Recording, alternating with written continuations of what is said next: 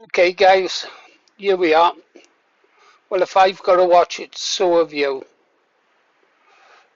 Sometimes he does actually talk bits of sense, but, let's just see what he has to say, is there? Um, I've skipped forward a little bit. He was just greeting the chat room. They were very worried about his health, his depression. Yeah, let's just watch the video. Olivia, oi, it's all kicking off on YouTube. Where to start? Anything in particular there? Best Black, how are you? Are you back in the chat? We was all a bit worried about you the other night. Taxi driver, jail time for AM Windsor. Wouldn't that be a turn up, eh?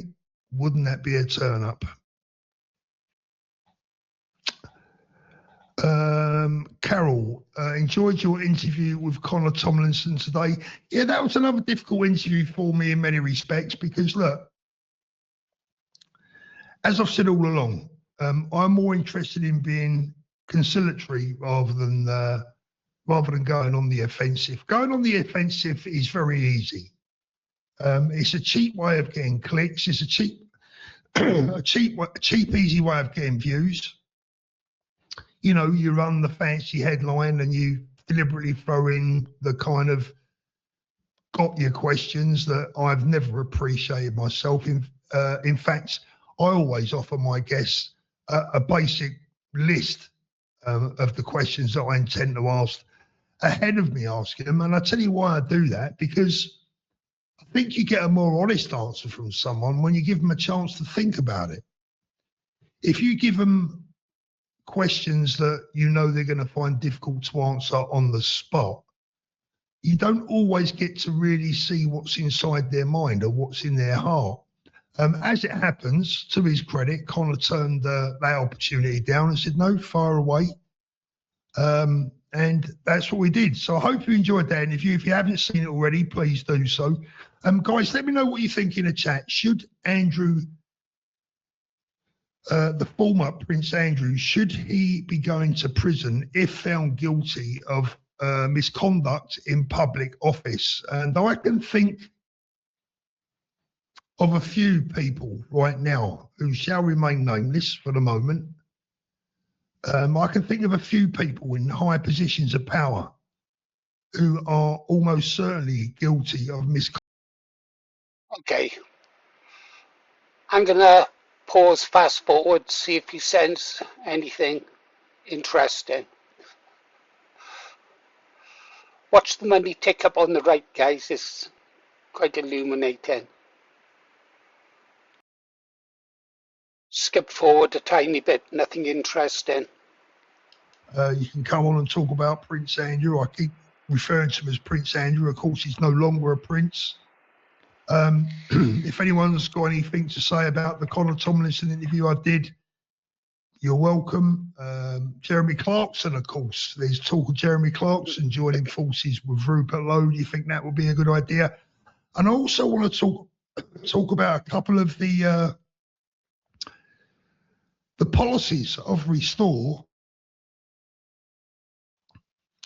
that have drawn a little bit of criticism. One is the death penalty, and the other is mass deportations. Now, Nigel's admission a day or two ago that the reason they got rid of Rupert Lowe was because of the term mass deportations. And that's a different story, isn't it, to the one that we were told when Rupert Lowe was actually ousted from Reform. The police were called, we all know the story. And to me, that almost sounded like Nigel admitting that, well, really, all that was a load of bullshit and that they just wanted him out because he was a bit too extreme for them.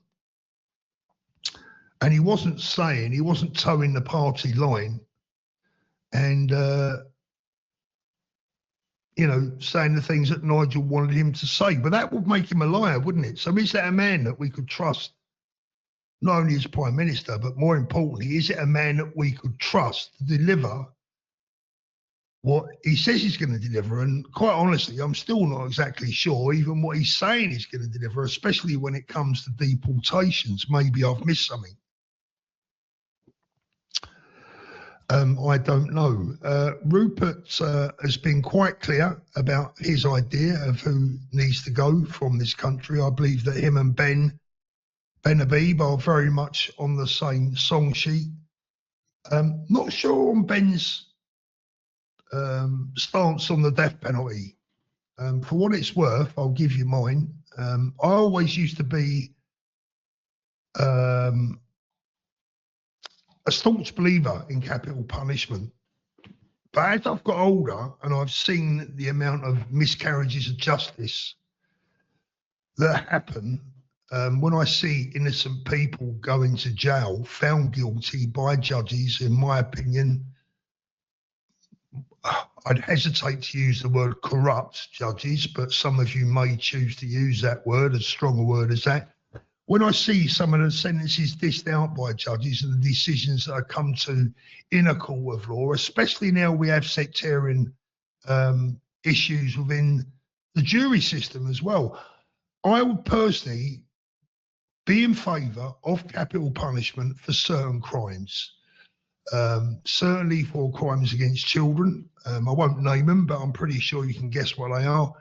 Crimes against children, crimes against women, and those crimes would have to be scientifically beyond all doubt, beyond any doubt. And I'll give you quite happily a couple of examples. Ian Huntley, there's one. He would have definitely qualified for the death penalty as far as I'm concerned. The killers of Lee Rigby, again, guilty. Well, I can't argue with Paul on that. Yeah, I was a little bit concerned when he said he thought again about the death penalty. But yes, there have been cases where people have been executed and were later found to be innocent. There's something wrong with our policy, though. I'm not sure which is right. Having a look at the Chinese way of looking at it and looking at it the British way. The Chinese believe that 10 innocent men should be executed rather than a guilty man goes free. The British is the polar opposite. They think that 9 guilty men should go free rather than one innocent man pay the price. Yeah. I don't know. I mean, how many times have we seen killers released from jail only to kill again? But on that one, I'm in agreement with Paul Thorpe. Oh, don't worry, I'm not going to become one of his fanboys, that's for sure. Let's carry on. No, I'll pause and move forward. We know where he stands on capital punishment. Good evening, mate. How you doing? Hello, Paul. How are you, my friend? I'm very well. How are you? What's on your mind? Right. First of all, if you don't like to call me Farty Pants, just call me FP.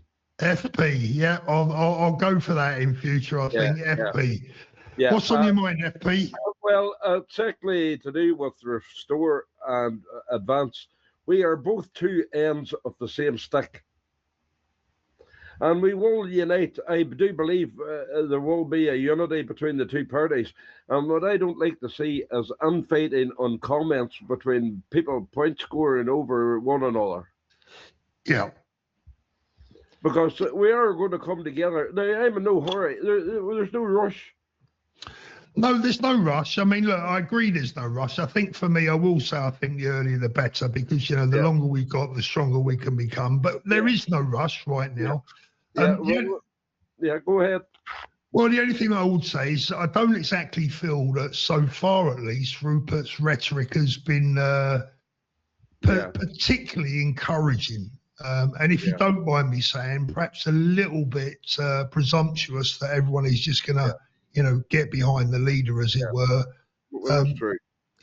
So look, I'd like to see a little bit more conciliatory language from Rupert, if I'm honest, and a little bit more respect for Ben and what he's achieved. And I think the one thing for me that the boys from Restore, the boys and girls from Restore, are overlooking is the structure and the foundations of the pie that Ben has built, how strong it is, and how it is probably, as I said on Ian Collins earlier on, probably the most democratic and most well thought out political party that this country has ever seen.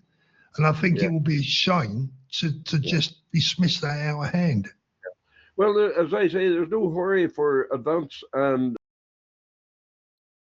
Well, I disagree with Paul on that, but then again, he's probably got skill in the game. We know his friends have got skin in the game. They all want positions. Yeah. No. And with regards to the infrastructure of Advance, it is improving, but let's be honest, it's been a disaster, guys. It really has been a disaster. So, and obviously, Paul is all college, and doesn't believe in direct democracy where the members control the party. But let's listen to a bit more, guys. It goes on for 2 hours. Do we really want to listen to it? Restore to unite.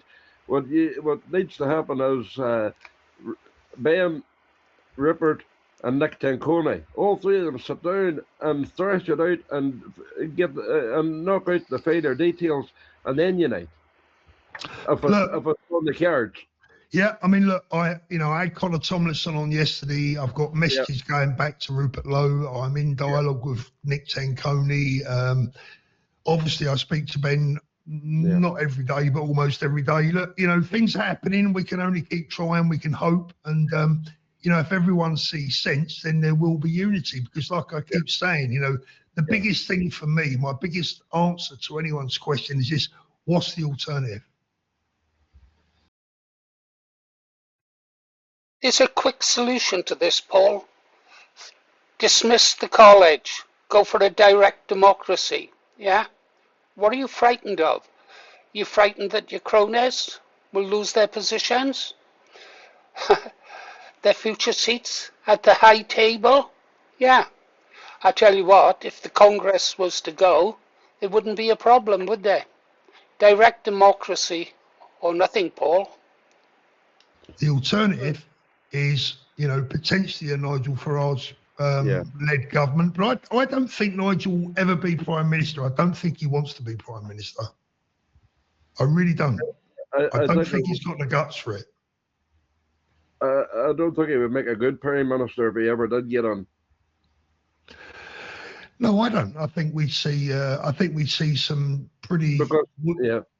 I think we see some weak attempts at trying to keep some of the promises, but we've gone past. This is the thing. We've gone past all that now. We need men of steel. We need a church. Said the man sipping sangria in Spain. Men of steel. Yeah. I don't know what to do, guys. If I put this video up, I know what the comments are going to be like, and they're not going to be favourable to Paul. Cut and run. Oh, God. Pause, Paul. Oh, this is tiresome. But yeah, go on, carry on. Yeah, and I think that's what we need to do now. Now we know, and it's settled my mind as well now, because I was a bit disturbed, last weekend, but it's settled my mind now, and I know what I need to do. But I wanted to just change the subject slightly, because I think we do need to move away from this a little bit, because it's taken up a lot of, it's a bit of a distraction. But the policy I would like to see, and I'm not sure what the policies are in Advance at the moment, about the COVID thing, right? The COVID scan, because we've got this age around us where things are just being pushed under the carpet now. Nothing's really taken much notice of. Now, I think the COVID, no matter whether you took jabs or you didn't, we were all lied to. All of us were lied to. We've got to appreciate that nobody should be going, oh, you took it and you shouldn't have done. No, we were all lied to. I never did, only because I've been awake since 2008 and I knew this was coming along. way back then. Yeah, so there was no way that was getting anywhere near me personally, but I could see how it was unfolding, and it was so bad the way they, just like they cancel everybody that they don't want to hear the right narrative. They were cancelling doctors and scientists and people that were screaming out saying, please, please, please don't do this. But yet, the propaganda machine went on and on. Now we've just had this COVID inquiry. Has anybody heard anything else about it? Nobody. It's just pushed under the carpet, and so many families were devastated. So many people died, and there is evidence to say that there was, they knew about it, but nothing's happening, and it seems as though it's another thing that's pushed under the carpet. Now, does Advance UK have some sort of policies, that will be looking into this? Because I think that we do need to have something set up, just like Rupert Lowe's done the rape gang inquiry, independent. We should have some sort of independent inquiry, because I know and I believe that all the people that were injured by this vaccine, or that they were just lost family members, should be compensated in some way, because trillions and trillions of pounds were made on the pharmaceutical side. So that, I'm so angry. I'm angry for the fact that there's people out there that are suffering. There's people out there that can't work anymore. And this is probably why we've got so much of a welfare state at the moment, because there are so many injured people. There's so many people that are going to hospital. I get it. I mean, look, what I would say is that I look, as far. Well, I suppose it was worth listening to the show just to hear that lady speak, and she spoke a lot of sense there, didn't she, about the COVID? A lot of sense. As I said, I live in a small community. Everyone knows everyone else's business. It's kind of scary. And we've lost a lot of people in their 50s. Heart attack, cancer. I'm talking young fit men, and bang, they're gone. And every time everyone hates to ask it, but I'll always ask awkward questions. Did they have the jab? Oh yeah, they had the jab. They took all of them off. And my head goes down. Yeah. I never had the jab. My wife never had the jab. Those close to me haven't had the jab. Thank God. I'm 77. I'm still here. The Reds will get me before COVID gets me. I told this story before, but I might as well tell you now. I was walking through Abergavenny. Everybody was wearing masks. Everybody was wearing masks. And a guy came, except me. I put a photograph of it. I carried a mask because some of the shops, you had to go in. You couldn't get in without wearing a mask, and obviously you've got to buy food, so I'd wear a mask. But my wife and I were walking down the street, maskless, and this guy came up to me and he said, "Why aren't you wearing your mask?" And I just said, "Fuck off." He said, "What did you say to me?" I said, "Does wearing that mask, make you deaf?" I said, "Fuck off." He didn't like that one little bit. Anyhow, let's get on with this show. Things need addressing, and they need to be done with not profit. It's all to do with money, and we move away from that way of thinking and to do with the way they're brought up, the animals' health, and how they are brought up. Because what we eat, what they eat, is what we eat.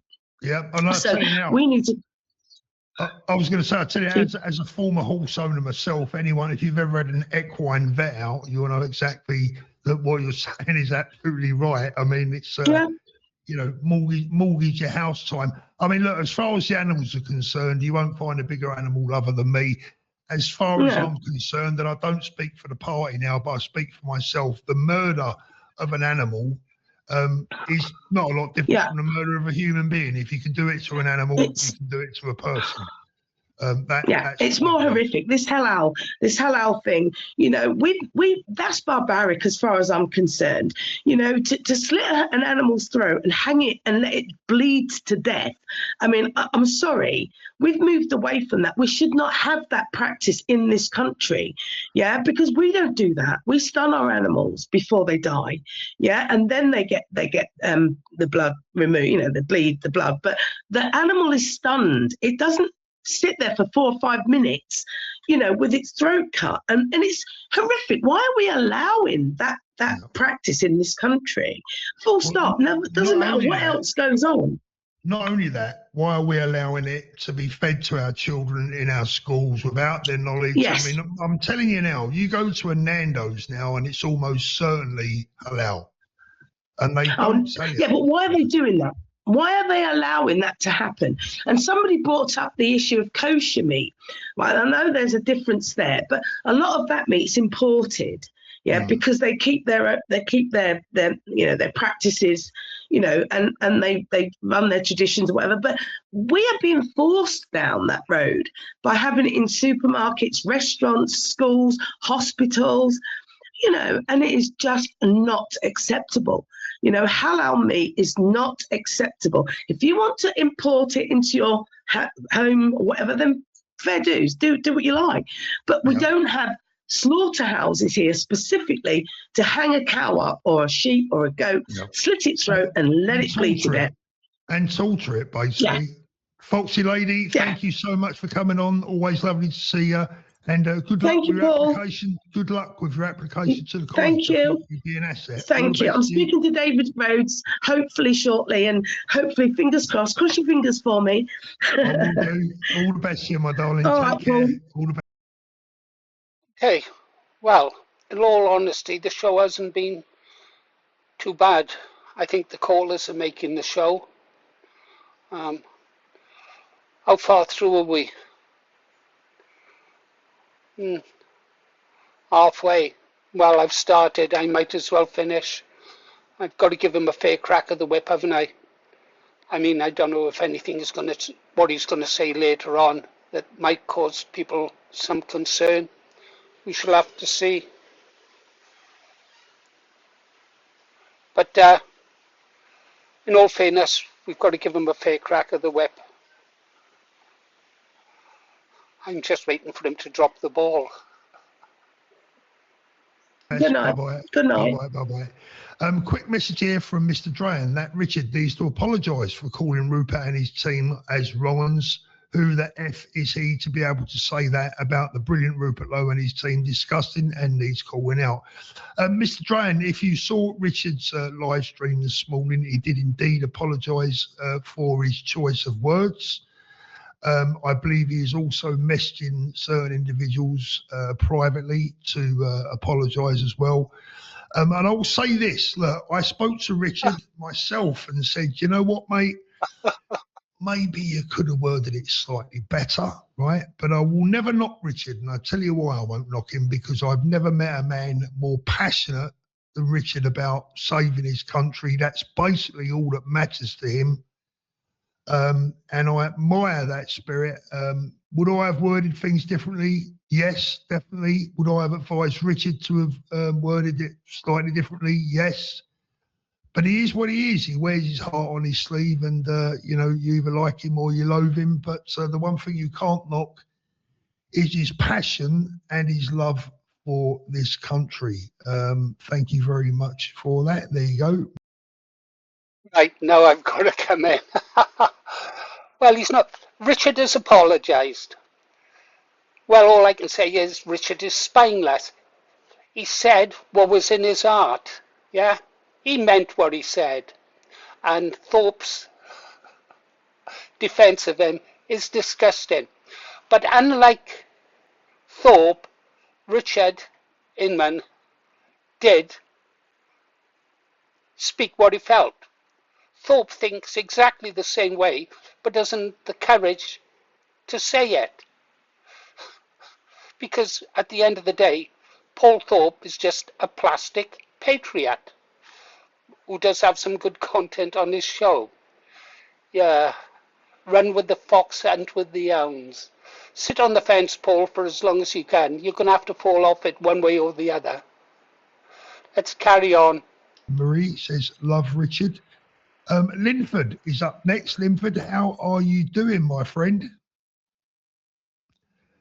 How are you Linford? doing, Paul? You I'm all right, very mate? well, thank. How are you? I'm good, mate. I'm there's light at the end of the tunnel, mate, which is good. Well, hopefully, mate. Hopefully, what is on your mind tonight? Do you know what? I've got a couple things really, mate. And I was on the Baraka show the other day, and Yes, mate. I heard you. Yes, I did see that. Yeah. and I was chatting to the treasurer of Advance, and he was saying that an email was going to be going out to the college with an announcement on what's going to happen with restoring it. And I said to him, Paul, you know what? I don't think that Ben should bend over at the minute and jump ship and join with Rupert. You know, Yeah. I don't think he should do that. You know, and you know, Ben is one of the most patriotic men that I've ever met in my life. You know, He is. and He is. he really is. Linford, I agree with you. I agree with you that we shouldn't bend over. I'll give my reasons why, Paul. Let's hear 'em. My Yeah, I'll be reasons why interested. are because Rupert's the people that Rupert's getting, you know, and like you can't choose who joins, right? But all these ethno-nats and everything else is given a bad name. You know what I mean? And do we want to be affiliated with that? No, we don't, because that's not what we're about, Paul. You know, we're nothing to do with race or creed. We're about uniting the country, you know, and being as one and closing the borders, looking after our wives, our children, our grandchildren, etc., and just generally being good people, Paul. You know, Yeah. and having them ethno-nats, they've got the wrong. Yeah, they've just got. They come from a different planet. That's my opinion. I think what I would say is, and I agree with what I already said it earlier on, mate, is what Charlie Down said. You know, you can't choose who chooses to support you or follow you. And what they can choose is how they deal with that following and how they deal with the adulation from people they perhaps would prefer to do without. What it does prove, mate, over the years is that, blimey, if people were getting upset about Tommy's views, well, you know, apparently to them, Tommy's a complete traitor. He's a race traitor. He's this, he's that. And, you know, me and you are traitors according to those people. And you know what? I'm glad you... Sorry, Paul, go ahead, mate. No, go on, go for it. I'm glad you mentioned Tommy. You know what? And I'm glad he's out in America. Do you know what? But my gut tells me, Paul, is that what's going to end up happening is that he's going to be exiled and won't come back into this country, because what's going to happen out in America is so many people are going to want to interview him, and so much is going to come out that this country are going to go, do you know what? We ain't having him back in this country. You know, and I hope I'm wrong, because do you know what? He's such a patriotic man. I love Tommy to bits. I love him. I love the man. No, I love him dearly. No, but this country and our government are so corrupt, and they make me fry if they really do. Well, mate, listen, we all feel the same about the government. Look, what I would say is this: I'm going to be honest with you now. I'm going to be honest with my viewers, right? I mean, look, I'm pleased that he's been able to get out to America, because that is something that he needs to do. He needs to be out. I'm sick to death of hearing about Tommy, to be honest, guys. Tommy's done a great job with the grooming gangs. I'll never take that away from him. He done a great job in demolishing the BBC. Can't take that away from him. Only problem is, I have with his obsession with Zionism. I mean, we saw the video the other day saying that he would go and fight for Israel. Fine. Fine, if he wants to go and fight for Israel, he can go over there and fight for Israel. Just don't expect the rest of us to go over there and help him. And this soy boy, they're crying about the ethno-nats. Yeah, another one who doesn't have a clue about what we're all about. And to say that Richard Inman is a patriot, well, he might be a patriot, but he hasn't got no spine, because he won't stand by what he believes in. Neither will Paul Thorpe. Should we let him continue? I don't know, guys. Have we heard enough? I think we all know where they're coming from, don't you? We got to finish it, haven't we? We got to finish it. In America, he needs to get in front of Elon Musk. You know, when I went to see Tommy in jail before he's released, I said to him, Tommy, the ambition here is to get you together with Ben Habib, get you together. Yeah, I don't know. Earlier on, Paul Thorpe's relationship with Ben Habib, who I think is a super patriot and would make a good prime minister, from what I know of him. Yeah, but Paul certainly does have influence over Ben Habib because, as he said, they speak almost every single day. But Paul qualified it quickly by saying, although he has no part in the policy, that's the Congress, the college. But Paul is very close to those in the college, and so you can bet Paul's beliefs are shared by those in the college, and perhaps even Ben. Yeah. So that's cause for concern and why the college should be gone. Because do you think someone like Paul Thorpe should be on the college of a political party with his beliefs? His attacks on people like myself? People who've actually fought for this country? Whose father landed on the Normandy beaches, wounded, mentioned in dispatches? Yeah? No, they don't want people like me, because we're a bit more outspoken.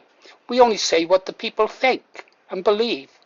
I ideally would settle for this country being 80% white, 20% other, providing that 20% other lived by our rules and our standards. Yeah. This is why we've got to get our parties growing, guys. We need to counter attacks or remarks by people like Paul Thorpe and that man you just interviewed, who just phoned in. Yeah, so you've got to like, subscribe, share, follow the Patriotic Party, the Patriotic channels, and don't let them gaslight you about what an ethno-nat really is. I'll pause and see. We'll move on to see if there's a different topic. Into his show, I go into his show at night time, so he knows who I am. Right? So, beside the point, he tried to use philosophy, the first point, right, to prove that it wasn't an ethno-nat. Now, using philosophy, anybody can use. I can use philosophy if I was lying, because one thing you've got to have is a bleeding good memory when you're lying, right? Two, the second one was, he says, well, I've written policy for Rupert Lowe. Yeah. Then he went back. Then he went back on it, right? When you pointed that out, he turned around and said, "Well, I don't actually write policy because I'm an actual journalist myself, and I've been cancelled all these programs, trying to lose the part of what he said. He was trying to overthrow the mistake he made." Then he said, "When I speak to Rupert and I write policy," he said, "Just let me rephrase that again." That was the third one I picked up on. So I knew I could smell a rat straight away last night. And believe you me, I've never spoke to as much French watching that interview last night. You know what I mean by French, right?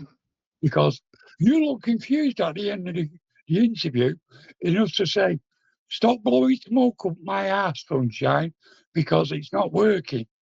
That's what I said. That's what I read from your face. I tell you what, Alan, what I do during my interview style, in fact, my personal style, with all honesty, it's not just want to interview people, but I always try and find a little bit of common ground where you can have a little bit of respect and decency among each other, and then hopefully let the person speak and let the public decide. I'm not one of these interviewers that's there to argue. There's no point in me and Connor going backwards and forwards at each other, throwing accusations, asking what you would class as try and got your questions. I want all of my guests. Let's do a pause and move on, guys. I got a lot to do today. That's almost poetic, that when you put it that way, that we are the resistance. Wow. And we're showing them our hand this early in the game. You know, we're giving them all the ammunition. Talking about the resistance. If you remember, guys, those who've been following me for a while know that I had a large network of sites, and that site was called, the hub of that site was called the British Resistance. I have never, up until recent time, heard Paul Thorpe mentioned anywhere. I never heard of him during my NF days. I never heard of him in my BNP days. I never heard of him during my time with when I was with Sir James Goldsmith and the referendum party who I campaigned for. That guy did a great job, Sir James Goldsmith. If you get a chance, read his biography. Absolutely brilliant. I don't remember Paul Thorpe at all. Where was he? I don't know how old he is, but I never heard of him until now. Until he decided to become a plastic patriot. But yeah, we were doing British resistance a long, long time ago. It's nothing new, Paul. That they need, and the people that are, you know, Rupert is going to attract people that, because of Tommy's connection to Ben's party, won't get on board with with Ben's party. And there's also, I wouldn't join Rupert's party for the reasons that Alan's just stated, because yes, I'd have a chat with him if he was in my local pub, but I wouldn't sit there and expect him to understand like a working class joke, which I know Ben Habib would understand. You know, so It's quite unique, Ben, in that respect, isn't he? I think it's quite unique, yeah. Yeah, we could. So what I'm saying is, at this point, we should be casting our separate nets as wide as possible without attacking each other. Oh, I agree. You know, and without and letting well, instead of people, if people want to join Restore, prefer Restore, instead of telling them why they should come to Advance, saying, oh, good, yeah, I see where you're going there. Nobody in Advance wants the likes of Steve Laws, and he doesn't want to come to Advance because he doesn't think we're anywhere near as far right as possible. But he does, but they do believe that people like Restore and Connor will offer them more of an extreme way in that direction, and will be more likely to vote. You'll also get the people that from Reform, they're not necessarily going to come to Advance, but they will go over to Restore because Rupert represents more of where they're coming from than Nigel Farage does, because Nigel Farage is a showman. So that woman spoke some sense there, didn't she? Listen, when it comes to taking back our country, you can't be too extreme. You can't. We have to be ruthless and determined to carry out the plan put forward by Rupert Lowe. Yeah, this is no time for weak people. Leave the weak people in Advance. If that's where they want to stay, leave them stay. We don't care. We are going forward. It will be Restore Britain that advances the cause for this country, not weak people like some that Paul have had on this show. Let's carry on. Oh, we might as well finish it. Sorry, what are you saying? You're saying that we should both go collecting our members and then join up somewhere down the line? Well, that is going to happen inevitably anyway. But if we stop attacking each other and Yes, stop I saying agree. we all need to make friends now and we all need to, what we're saying is we're showing the enemy our cards this early on in an occupied situation. That is the most ridiculous strategy you could possibly have. It is ridiculous. What we need to do is manipulate the MSN just in a way that let them attack us, not let them pit us against each other, as in refuse to get that when they put one from either party on. Say, well, I understand where you're coming from with that, but we're not quite prepared to go that far on that thing, on that certain issue. But we agree, we understand where you're coming from. And then we're creating the big umbrella that Donald Trump managed to do in America. We haven't got one party that can get everybody on board. Rupert can't, because he can't take us off from advance. He can't. We won't all go. It will have to be a coalition, but we should not be showing our cards to the enemy the way that we are doing at the minute. It's counterproductive. It's silly. Victoria, I think that is an absolutely immense call. I mean, as you say, counterproductive. Okay, let's move forward again. Dupes, good evening. Can you hear me? Yes, I can. Thank you for letting me up, Paul. My pleasure. How are It you? is my What's on your first time mind? up here, and we do have a mutual friend. So I've warmed to you over the recent months because of that mutual friend. Before that, I was highly critical. So, but there are things that we don't agree on, some things, and that is that you see Ben Habib as being the man. I think that Ben Habib's got a lot to offer, says all the right things, but he himself has said he doesn't want to be prime minister, and therefore I think that Rupert is the man.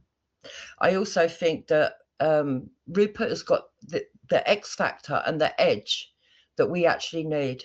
And what I mean by that is that we need somebody that's actually going to come down hardcore, not pounder, not start doing all of the stuff that we've done for years now, where we go, we're not racist, but we're not talking about mixed families, but we're not doing this, but we need somebody who's just prepared to say what is needed to be done and to say it.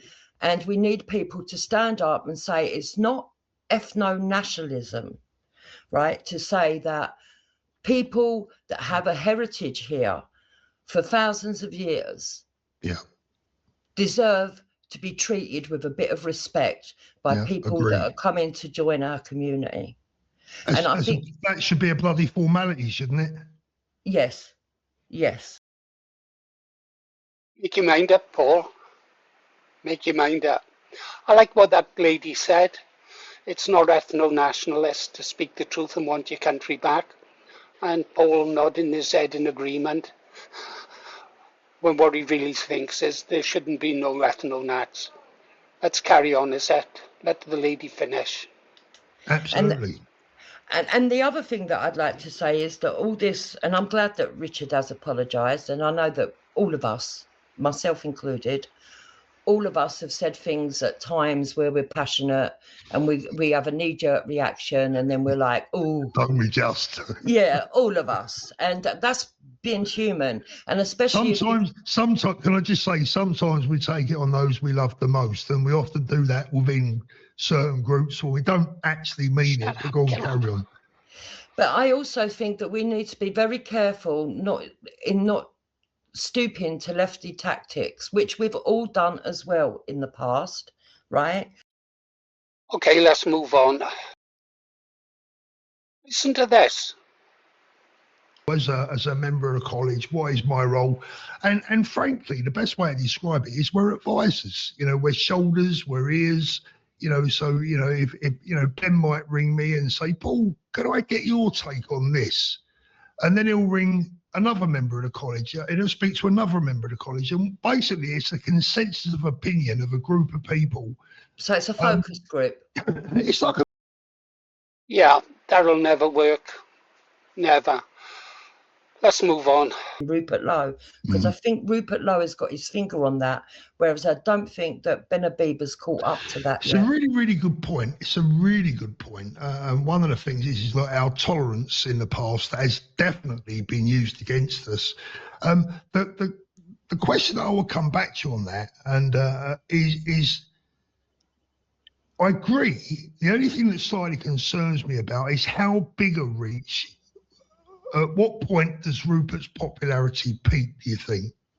And where does he have a ceiling? You know, how far to the centre or to the left could Rupert appeal to before he just reaches a ceiling and that's it?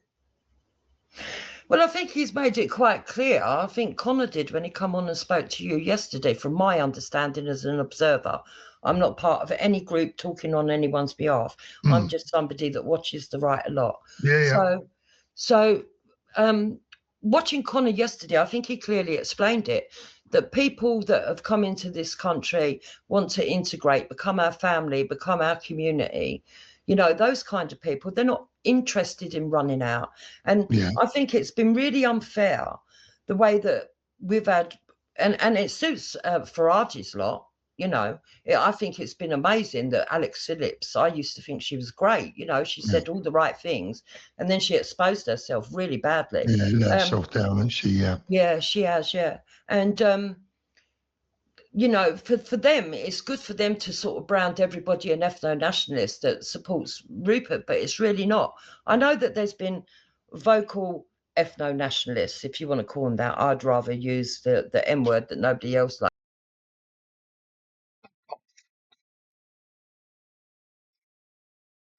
Ethno-nats are just patriots who love their country a little bit more and prepared to go a little bit further than weak pussies. I don't know if she's got a weak pussy. I don't mean that. I'm not keen on cats, to be honest. I'm more a dog man. Let's keep going. Or let's skip her, right? Her voice is beginning to play on me. About anything, so that's brilliant, right? I also think that another thing that's good for you, for the Advance Party, is that they think that they can play off Advance against Reform to do their work. I noticed that with the show that they had today on Talk. And so they're going to give you more talking hours, right? Now, that is a good thing for you, Paul, on one hand, but it also could be a death knell on the other. And I think that that's going to be a really hard position for you and Ben Habib to play, because I do sincerely think that deep down, Ben, Rupert, the people that follow Advance, the people that follow Restore, actually they could amalgamate nicely, because they're much closer with each other's politics than people are letting on. I think the difference is that Rupert is more straightforward in what he wants to do. And he's saying, I'm not apologising for it. We need to do it. We need to go ahead and do it. And we need to do it as fast as we can. We know it's going to take a while and we know it's going to be painful and there's going to be some painful decisions. Yeah. And that's the truth of it. Yeah, no, I agree. I mean, look, I love Rupert's hardline approach. The only thing that concerns me is will enough people in the country be brave enough? Because that's what it boils down to. Will they find the cojones to be able to get behind Rupert? I think Ben. Question is, Paul, have you got the balls to get behind Rupert? Do you? You might have from Spain. I wonder if you'd have the balls if you were back in this country. Anyhow, we're almost at the end, guys. I'm away this afternoon. It's darts day. God, I hate darts. Never mind. Let's move on. New Lolita.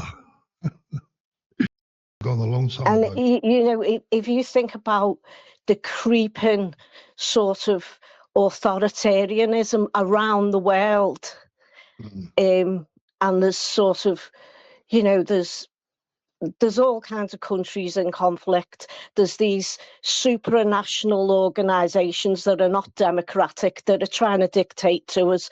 There's the billionaire class that, you know, want to dictate to us. So a good injection of democracy is definitely needed. I'll tell you what, you girls are doing well tonight. Someone's just left a message saying that the girl callers are on fire tonight. Oh. So well done, Paula. Thank you so much. I hope I've kept you up too late. Oh, thank you, Paul. Thanks for calling. Appreciate coming on. Thank you so much. Always a pleasure. Thank you. I hope it wasn't too bad for you. Take care. Good night. Bye-bye. Bye-bye. Good night. We've got one last caller coming up in a moment. That is Graham. Graham, just hang on in there, my friend.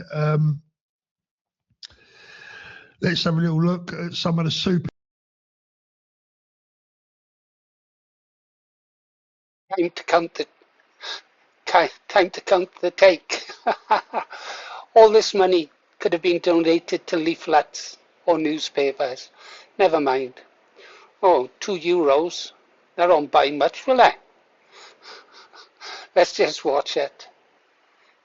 Ka-ching! Because they are piling up a little bit. Debbie, great chat with Connor, cleared some things up. Ish, brilliant interview, brilliant advocate for advance. Thank you. Money.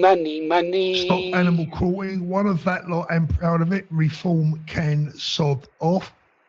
I wonder if Ian Collins has found that clip yet. Angia, thank you for that. And June has been a member for 18 months. Thank you, June. Jackie Lee.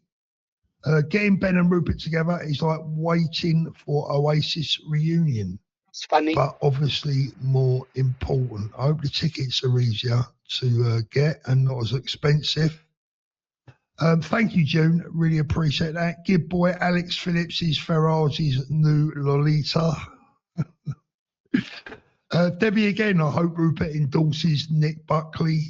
I think he should. Give boy, I pray for a time machine so I could press rewind back to the 21st of March, 1965, to be born again for the grooviest 4 decades ever. Willie King at 50, yeah. Not a bad time to be alive, was it? Shay, what say the college is subverted deliberately to out the leader with the plan and college members like you, Paul, get outvoted? Well, look, at the end of the day, democracy is democracy. There is something in place to actually prevent those sort of shenanigans, but I'd have to check. Interesting. The college are taking steps to preserve their existence in case people like me should get on the college and throw people like Paul out. So we start telling the people of the truth. You wouldn't like that. I tell you what, guys, let's leave Paul there counting his money, is there? And wondering, I bet he's got his little calculator there now going, £5. What's that in euros? Okay, guys. I don't know about you now. It's literally the end of the show. Paul's counting the take for the day. Money that could have been better spent being donated to the political parties. So there we go. Right. Let's take a break. I'll upload this whilst I'm going to play darts. It'll take a few hours to upload. Well, thanks for sticking with me to the end, guys. Or am I the only one still watching? You've been listening to Paul Morris, the Green O, proud to be an ethno-nat, proud to be a British patriot. Thanks for listening, guys.